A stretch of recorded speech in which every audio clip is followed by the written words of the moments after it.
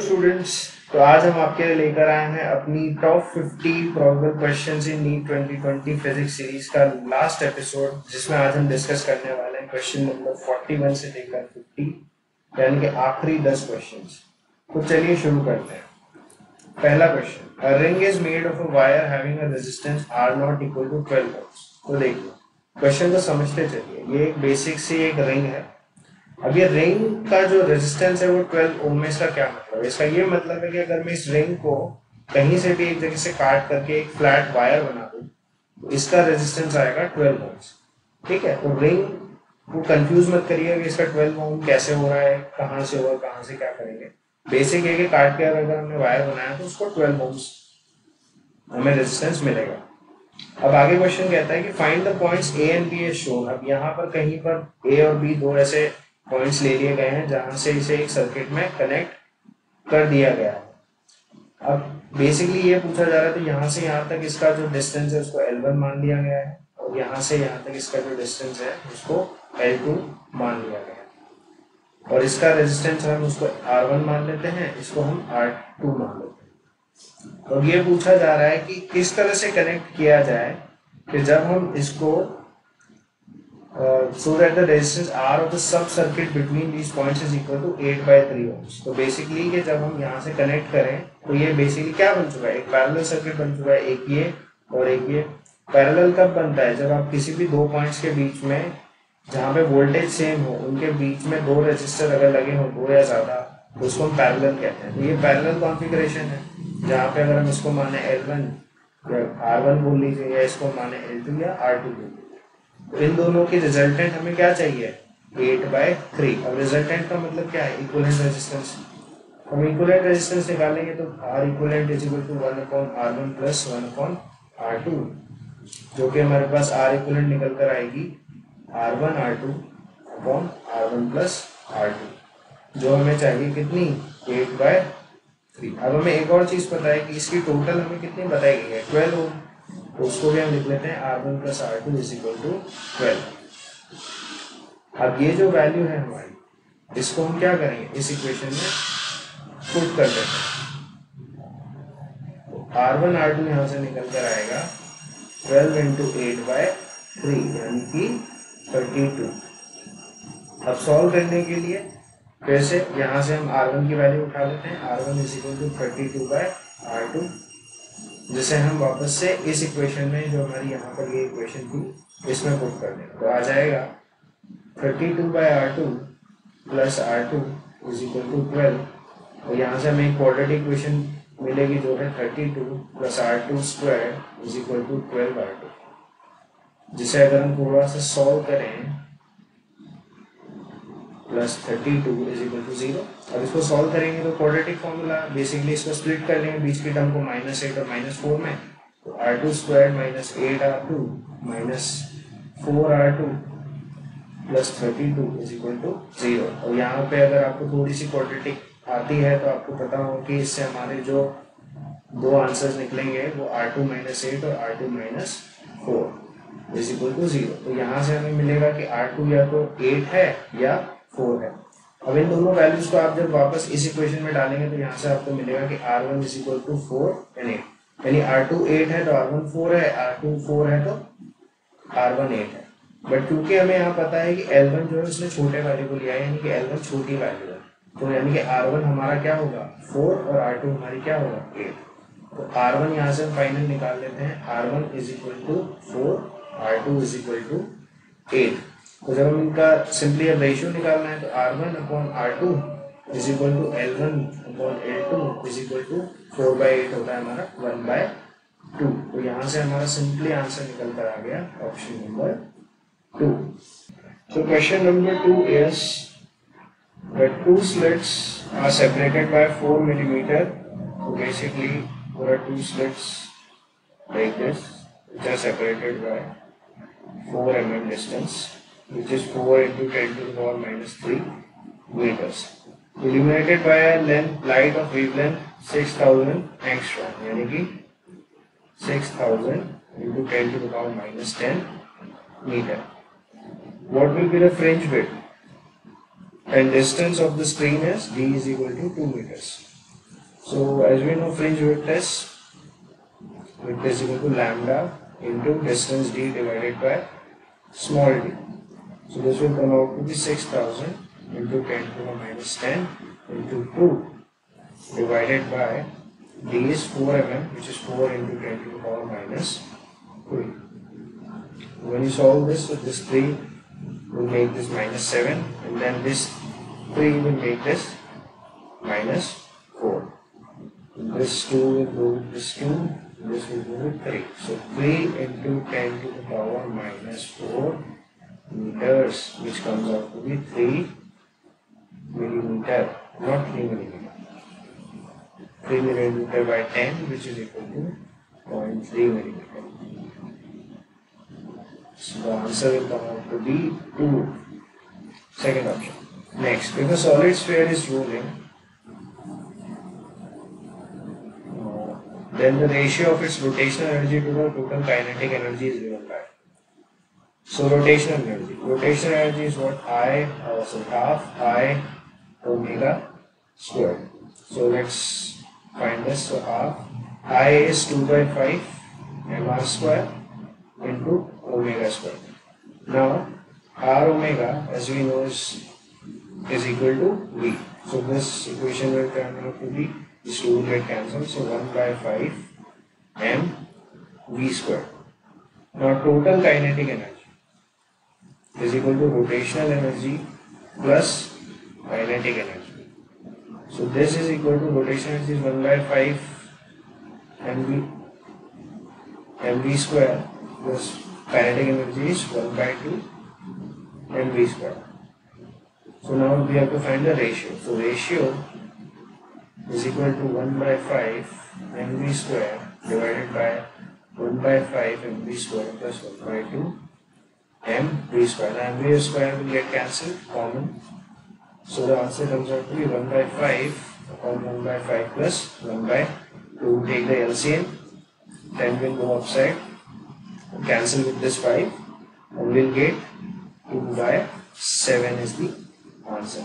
So the ratio of rotational energy to kinetic energy is 2:7. Now you can remember this for easy access or easy formula. Like next time if you get a question like this, you can directly apply this formula or this rule. Like 2 by 7 is the ratio of rolling energy or rolling kinetic energy to total kinetic energy. Fourth question, carbon silicon. Now this is a simple question, we just have to look at the options and give the answer. So carbon, silicon and germanium atoms have 4 electrons each. Their valence and conduction bands are separated by energy band gaps represented by EgC, EgSi and Eg. So which of the following is true? Now if you know what energy bands or conduction bands are, so this is your valence band and this is your conduction band. So this gap B, so this gap is known as the energy gap. So for an electron to go from here to here, it needs to have this much velocity, or not velocity, energy. So if an electron has this much energy, or if the environment is able to give it this much energy, then the electron can move freely or can conduct easily. So as we know, silicon and germanium are semiconductors. So silicon, germanium, semiconductors, whereas carbon is not. So carbon is insulator. So the bigger this gap is, the more insulating a material is. So the smaller this gap is, the more conducting a material is. So silicon and germanium must have a smaller gaps than carbon. So if you look at the options now, that germanium has more energy gap than carbon, so this is false. Carbon has bigger energy gap than silicon, this is true. Carbon and silicon have equal gap, false. If two elements have same energy gap, then they must conduct electricity with same. So this is also false. Or carbon is, or silicon is greater than carbon. So this is also false. So the option comes out to be 2. The wavelength of the first line of Balmer series of hydrogen atom is lambda. The wavelength of this line of a double ionized lithium ion is. So we know that 1 upon lambda is equal to r z square 1 upon n1 square minus 1 upon n2 square. Now since all these parameters, like we are talking about the same Barlow series, so N1 and N2 are same for lithium as well as hydrogen in this case. R is already a constant. So the only thing that is changing is Z or Z.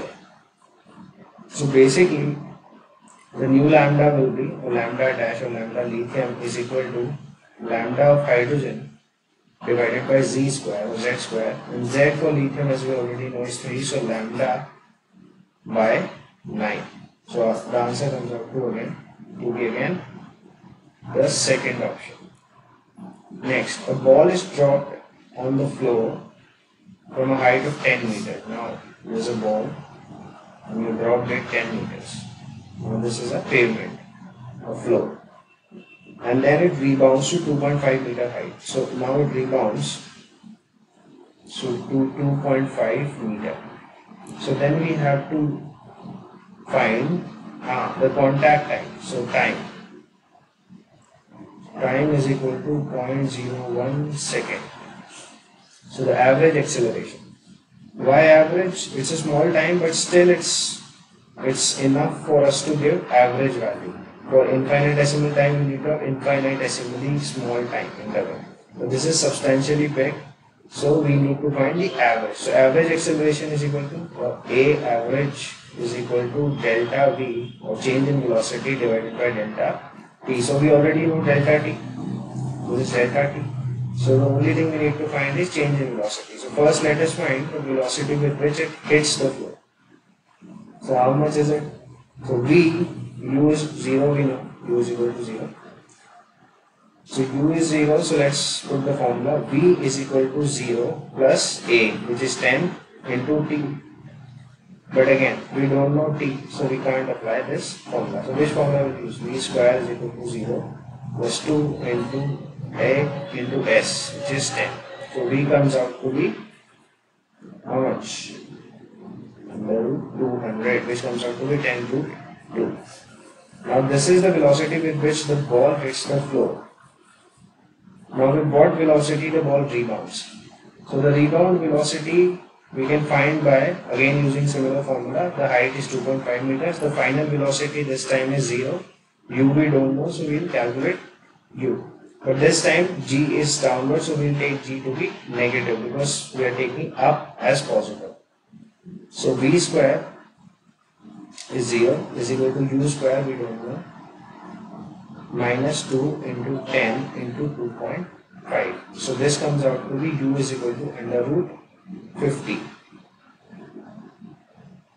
So this comes out to be 5 root 2. Now delta V is final velocity minus initial velocity. Now since these both are positive, so again another problem. So if you are taking down as positive, then up you have to take negative, so you automatically take this to be minus 5 root 2. Or if you are taking up as positive, you take this as minus 10 root 2. So let us take up as positive, so this comes out to be minus 10 root 2. So delta V is final velocity 5 root 2 minus 10 root 2. So this comes out to be 15 root 2. So average acceleration is equal to 15 root 2 divided by 0.01. So basically we have to do 1500 into 1.41. Root 2 is 1.41. So this will come out to be 21 meter per second. Now which direction? So this sign, this is positive right now, and we have taken up, the upward direction to be positive because U is positive and V is negative. So these two have the same sign, positive and positive. So the acceleration will also be in the upward direction. So your answer will come out to be this. Option number 2.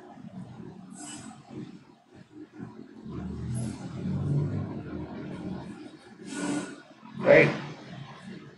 So 2100 meters per second square.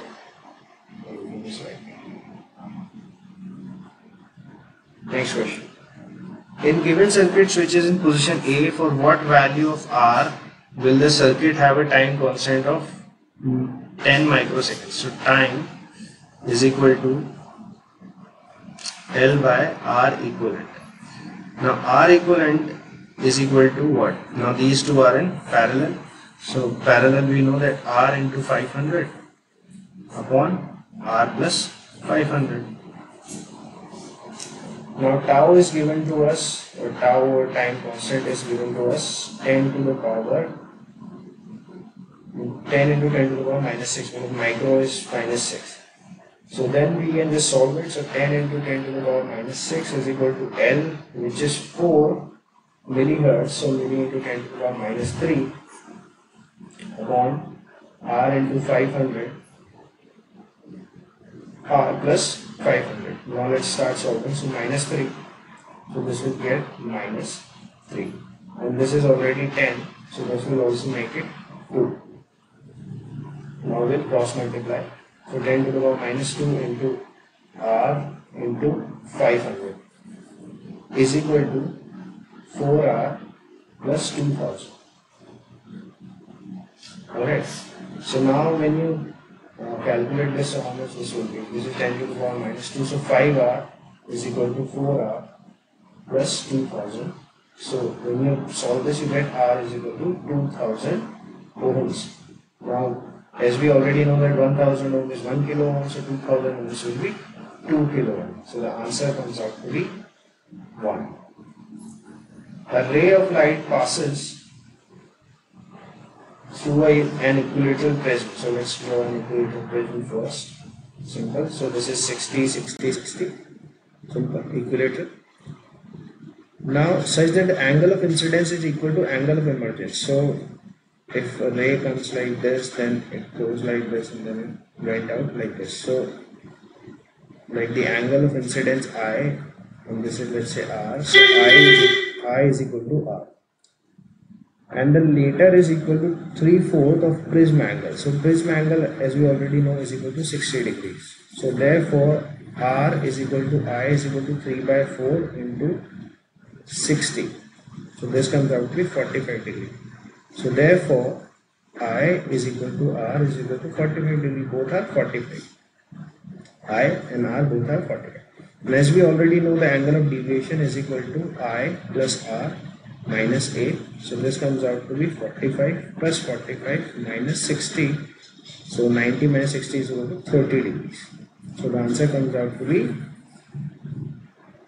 answer option 1. Now, the charge Q on a capacitor varies with voltage as shown in figure. The area of the triangle A or B represent. So if you people have noticed that V is equal to potential. So this means what? Energy per unit charge. जिसका मतलब ये है कि अगर आप एक electron को एक V पोटेंशियल से गुजारते हैं तो उसको कितनी एनर्जी मिलेगी? E into V. So energy is equal to charge multiplied by volt, right? अब जो एरिया है हमें V और Q के बीच में लेना है. तो जब हम एरिया लेते हैं किन्हीं दो एक्सेस को, तो बेसिकली हम उन दोनों को एक्सेस को मल्टीप्लाई कर रहे हैं एक तरह से. मतलब इन दोनों क्वांटिटीज को मल्टीप्लाई करके ही एरिया आएगा. तो यहाँ हम मल्टीप्लाई कर रहे हैं V को और Q को, और V और Q को जब मल्टीप्लाई करते हैं तो ऑप्शन क्या देता है, या फिर क्या कौन सी क्वांटिटी आती है? एनर्जी. तो इससे अगर हम ऑप्शंस को चेक करेंगे तो पहला इलेक्ट्रिक फील्ड, तो इलेक्ट्रिक फील्ड तो एनर्जी की इक्विवेलेंट नहीं है. इलेक्ट्रिक फील्ड जो होता है वो फोर्स अपॉन चार्ज होता है, तो वो एनर्जी तो बिल्कुल नहीं है. इलेक्ट्रिक फ्लक्स सेम प्रॉब्लम, वो एनर्जी के इक्विवेलेंट नहीं है. Energy density, again energy density, energy per unit volume, वो भी है नहीं है क्योंकि वहाँ पे डेंसिटी है. फोर्थ जो energy stored in the capacitor, तो एनर्जी स्टोर्ड और एनर्जी जो है वो इक्विवेलेंट टाइप की क्वांटिटीज हैं. तो यहाँ पर आंसर आएगा 4. यानी कि वोल्टेज और चार्ज एक कैपेसिटर में जब आप मल्टीप्लाई करते हैं तो क्या देता है? Energy stored by the capacitor. Final last question. The resistance in the two arms of a meter bridge are 5 ohms and R ohms. When the resistance R is shunted with an equal resistance, shunted का मतलब है कि parallel में लगा दिया. तो shunted को अगर आपको नहीं पता है तो समझ लीजिए in parallel. ठीक है. The new balance point is at 1.6 L1. The resistance R is. So basically ये आपको Wheatstone bridge दिख रहा है बैलेंस. तो 5 upon R is equal to L1 upon 100 minus L1। Simply ये तो पहली इक्वेशन है जब हमने शंट नहीं किया। अब शंट कर दिया है तो आर की वैल्यू सिंपली क्या हो जाएगी, बस R/2। तो 5 अपॉन R/2 या फिर 5 की जगह में इसको नीचे R/2 की जगह ऊपर इंटू 2 लिख देता हूँ, तो ये आ जाएगा 1.6 L1 अपॉन 100 माइनस 1.6 L1। यही हमारी दो इक्वेशन। अब इन्हें सॉल्व कैसे करेंगे, तो जैसे यहाँ पर 2 है तो अब ऊपर की इक्वेशन को भी क्या करिए, 2 से मल्टीप्लाई कर दीजिए, तो ये इधर से 2 हो जाएगा।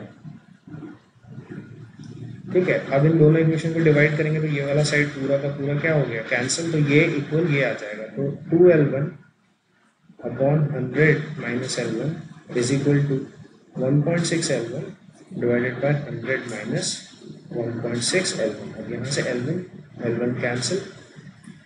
अब इसको क्रॉस मल्टीप्लाई कर लेते हैं, तो 200 minus 3.2 L1 is equal to 160 minus 1.6 L1। अब इसको सॉल्व करेंगे, इससे 160 को उधर ले जाएंगे, 2.6 को उधर ले जाएंगे, तो 1.6 L1 is equal to 200 minus 160 हो गया 40। L1 हमारा क्या आया 400 डिवाइडेड बाय 16, जिसे अगर हम सॉल्व करेंगे तो आएगा 100 डिवाइडेड बाय 4, और फिर से एक और बार करेंगे तो आ जाएगा 25 ओम्स। तो हमारा L1 जो आ गया यहाँ पे, सॉरी रेजिस्टेंस जो आ गई हमारी, क्या आ गई, तो ये L1 की वैल्यू है। तो L1 की वैल्यू को आप उठा करके कहाँ रख देंगे, इनमें से किसी भी एक इक्वेशन में रख देंगे, तो क्या आ जाएगा 5 upon 25 is equal to, sorry 5 upon is equal to 25 upon 75। यहाँ से आ जाएगा 3, R इज इक्वल टू हमारा आ जाएगा 15 ओम्स। अब देखिए ये क्वेश्चन इसी तरह डिजाइन किया गया है कि जब ये यहाँ पे 25 आंसर आया तो सीधा लोग यहाँ पे 25 लगा दें। ऐसा नहीं है, क्योंकि L1 दे रहा है आपको, ये लेंथ है, मीटर में है, ठीक है, या सेंटीमीटर में है। वहीं जब आपको R निकालना है तो आपको इस वैल्यू को फिर से दोनों इक्वेशन में से किसी में पुट कर ऑप्शन निकालना है, जिससे आपका आंसर आ रहा है R is equal to 15 ohms. तो इसी तरह से और हम आगे आपके लिए टॉपिक्स या आगे और आपके लिए ऐसी ही सीरीज लाने वाले हैं, तो इस चैनल को सपोर्ट करते रहिए, लाइक करते रहिए, शेयर करते रहिए। इसी तरह के और एपिसोड जो आपको आपकी तैयारी में, आपके नीट जेईई की तैयारी में हेल्प करते रहेंगे, वो हम लाते रहेंगे। Thank you so much.